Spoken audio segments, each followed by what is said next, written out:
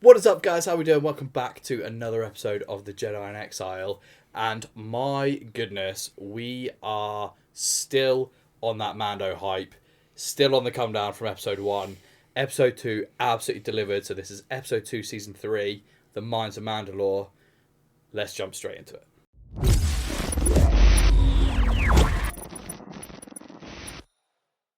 Brian, other than this episode being absolutely wizard,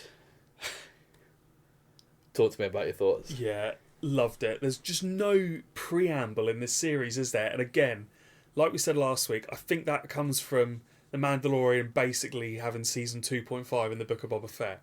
But it's just we're getting straight into it. He's already he's gone to the Mines of Mandalore. I love Bo-Katan now. She such a cool character. We didn't even talk about last week how she sat on the chair legs over it, she's got this one droid accompanying her, you walked in, I was just chilling like this. I was just sat like this. This episode had so much. There was there's loads of little points that I want to point out eventually. We'll go through it one by one. But the main thing for me is the fact that Grogu and Mando split up. You always see throughout these, whenever we've seen Mando and Grogu, it's definitely been father-son. One's been looking after, Mando's been looking after Grogu, keeping him out of trouble, making sure he's safe. And obviously the first 2 series of Mando were about Grogu being hunted. Well, now it's almost like the roles have changed. So going down into the mines, we see the mythical beast, which was obvious he was going to come out of the water as soon as Bo-Katan said that Mandalore the Great had tamed this mythical beast. You knew that was going to happen. We've got the kind of General Grievousy type creature, and I know you want to touch back on that.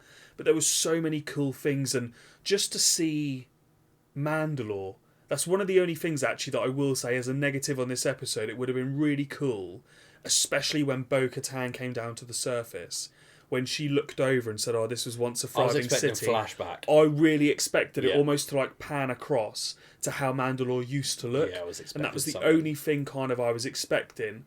I thought the music in this episode was stunning, really breathtaking, especially when Bo-Katan had come back to Mandalore, because we kind of forget, but I know the rules of succession work differently on Mandalore, but this was her planet. She did rule Mandalore for a time. This was her great homecoming.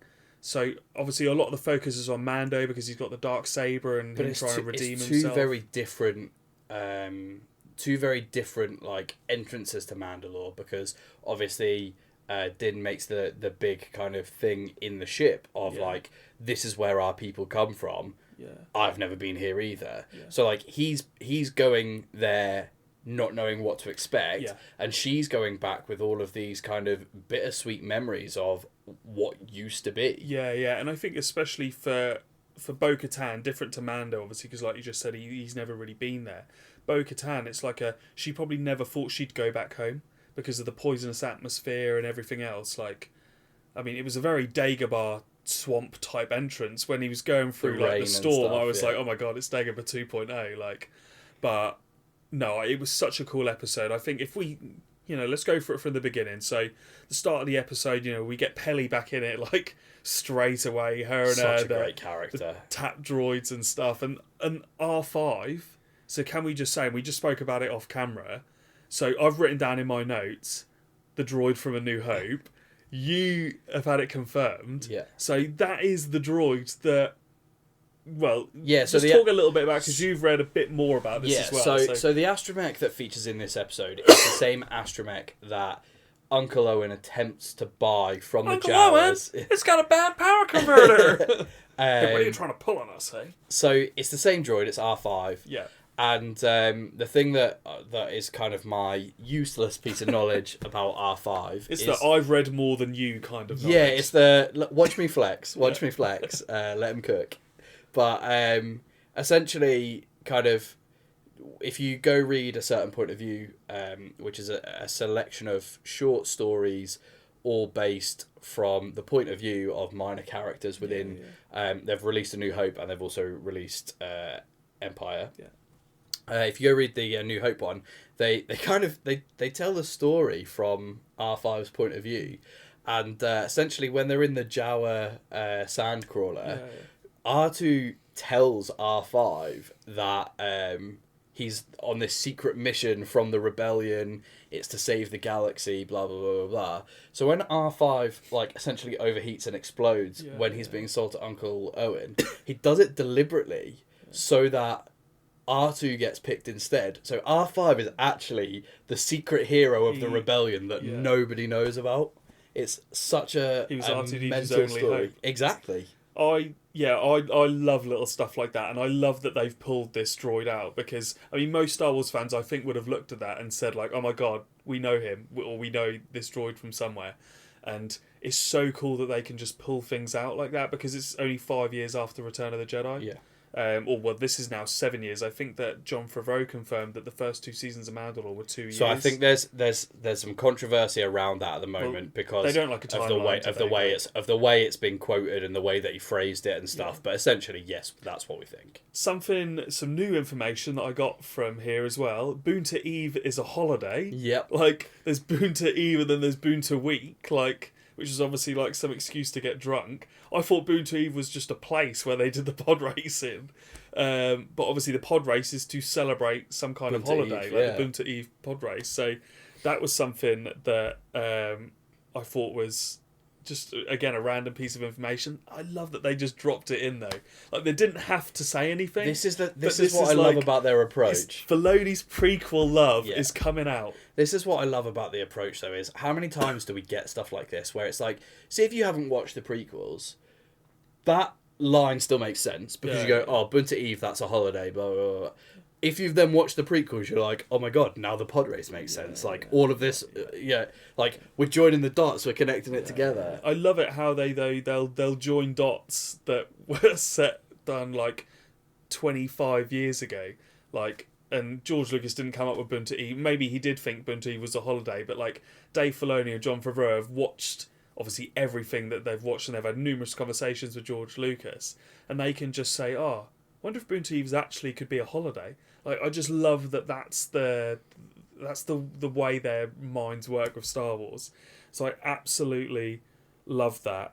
It's interesting for me as well, Mando talking about growing up on the moon in the Mandalorian system. Is it Concord Door? Is that one? Yeah, so it's the one we see on Clone Wars, where obviously Death Watch base. So, because they're the children of the Watch, right? Yeah, because again, I think that's, again, interesting, because Djarin, and also interesting that Jon Favreau voices Pre Vizsla in the Clone Wars. Yeah, he does, yeah. So he is the voice of, the owner of the Darksaber.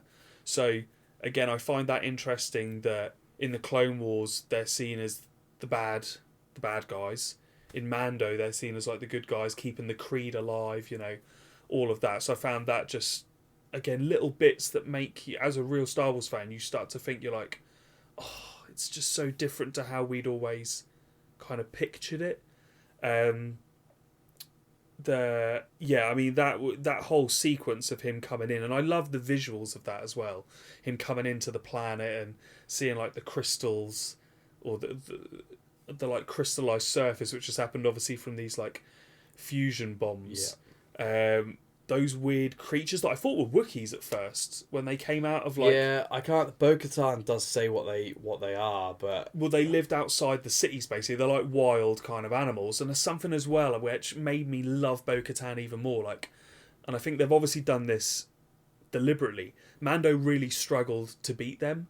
Bo-Katan, like, looked at the ceiling, knew they were there, shot the ceiling down, and then had no trouble whatsoever in getting rid of them. So it almost... We see Mando as, like, this great fighter, and the first 2 seasons he's definitely been known as, like, this kind of gunslinger, but who knows exactly what he's doing, can kill anyone.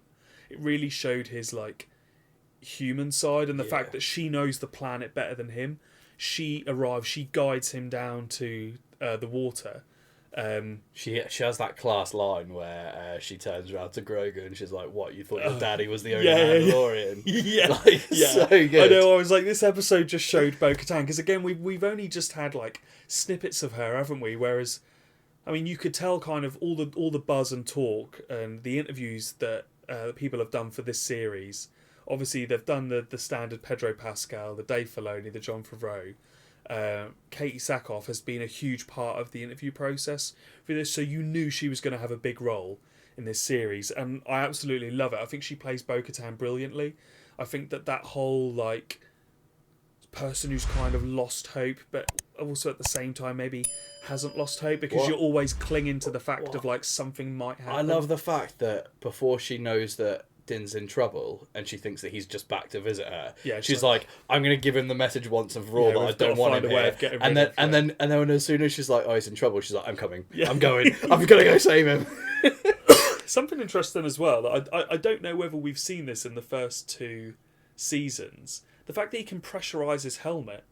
Yeah, so I know. Did we see this kind of in Clone Wars, where did they travel through space or something like? It's always been like one of those things that is kind of known about or like it's one of the things like what can't the Mandalorians do? Like they can just lift their helmet quickly to eat. They can also put it down and then pressurize. The thing that I loved was getting to see like and this again I think comes back to Bo-Katan growing up in the Golden Age of Mandalore. Yeah, is the whole like.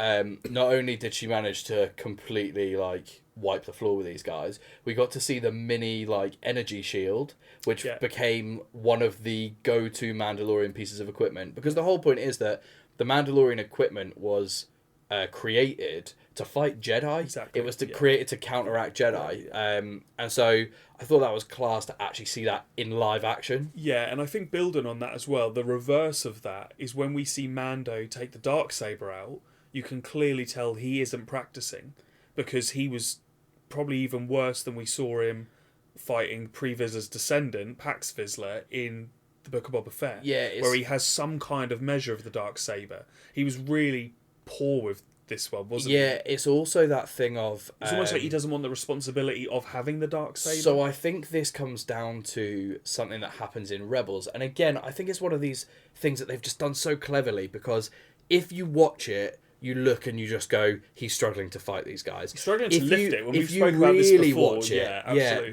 then you notice that he's struggling to lift it. Yeah. It's all to do with the weight of it, and this kind of brought up all this discussion when we saw this happen last time. Yeah. And there's the stuff in Rebels when Sabine is training with the Darksaber, where Kanan kind of says, it's to do with the energy. The energy has a weight, and therefore the saber can tell whether you are confident, whether you're conflicted. Like, your emotions essentially are reflected with how easy it is to wield. I think the difference is, obviously, when you have a metal sword, it's balanced so that the hilt is the same weight as the blade. So the blade obviously is a lot longer, but it's perfectly balanced, as all things should be.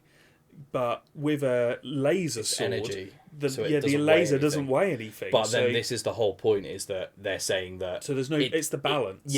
But they're saying that it does weigh something, but that weight changes dependent on how you feel, and which I think probably... He needs someone to train him, doesn't he? And that's where maybe do we get an Ahsoka or Luke or someone? Sabine. Or Grogu's like, oh, actually, I remember all this. Little Sabine coming in, bearing in mind she's been trained how to use the Darksaber, so... Yeah, so, I mean, there's just, there's so many possibilities with this. Like I say, I just love the emotion that Bo-Katan has in this episode. I love the fact of like just dropping down into Mandalore. Like I say, the only thing I really wish we'd had was some flashbacks, but I have a feeling that might come. I have a feeling we're going to see some of that. We're going to see, by the end of the series, I would think we're going to see flashbacks of the Purge anyway, because I think we're maybe going to see a bit more of Bo-Katan's past maybe in this. Obviously not so much Mando, because he wasn't really I think you've knocked the nail on the head in that clearly she is going to be a big part of this series. This is not going to be she's in this episode, she's taking him to the waters, and then that's it. Like, she's like, right, I'm back off to my castle. Like, she's clearly going to be a big part of this. Yeah, absolutely. I think we can't talk about this episode without at least touching on the fact that we got to see Grogu, the kind of the aftermath of Grogu training with Luke. So we get to see him doing the Force jump forward flips. The bit where he kind of uses the force push. Well, that's the bit from the trailer, isn't it? Where he pushes, he emerges from like a cave. The cave, yeah. Yeah. Just to go back very, very quickly to Bo-Katan, she was really fucking good with the Darksaber. Like, when she used it, you could tell that obviously, because she'd had it in her possession for a long time, you can clearly tell she trained with it. Yeah. So, again, the difference is that although we think of Mando as the real Mandalorian, doesn't take his helmet off, this, that, and the other, Bo-Katan is more of a Mandalorian, really. And I think this is the thing that maybe... we didn't know what the Mandalorian was going to become, right? Yeah. So this is where the title of the show is class, because the title of the show makes it out to be that he is the Mandalorian. Yeah. Everyone calls him... as if there's only one. Everyone calls him Mando, But actually, there's all these other Mandalorians. Well, exactly, and that's where it feels really strange to me when we see him and Bo-Katan. She calls him Din, and it's like, he's not Din. He's the Mandalorian. Yeah, he's Mando. Like, why are you calling him Din? And yet you think there would be thousands of Mandalorians. They wouldn't just call each other, or any one of them goes off planet. It's like, oh, Mando's here. Yeah. Like, they're like, which Mando is this? Which one? Mando 1, Mando 2, Mando 3. So yeah, that's just like a bit of a comical side of it. So let's move on to sort of the main kind of storyline of the episode, where Mando's obviously trying to find his way down to the mines. He's got Grogu, and we get this. I mean, I kind of laugh and call him a robot. Like the cyborg creature. Yeah, it had 4 arms, so I was like, oh, Grievous is back. Like, what is going on? So I genuinely was like, is this going to be... They've brought Grievous back from the dead somehow. They've managed to capture his eye. I was waiting for him to cough. And then and there's like, Grievous confirmed. Yeah, well, it was obviously, we just see this eye, don't we, encased in something. And then you've got the kind of robotic... The giant crab thing. Yeah, and again, it reminded me a little bit of like Force Unleashed when we go to... the junk planet. Yeah, which is actually obviously in Tales of the Jedi. Something Prime, isn't it? Yeah. Optimus. But yeah, I mean, it really reminded me of that, because again, we're sent to kill the Jedi Master, who's on 4 legs. It's kind of not a cyborg as such, but he has these like cyborg creatures that he uses the Force to make them fight Starkiller. Even though I know it's not that, it's almost like Dave Filoni has gone, you know what, I really enjoyed playing Force Unleashed, and we're going to use...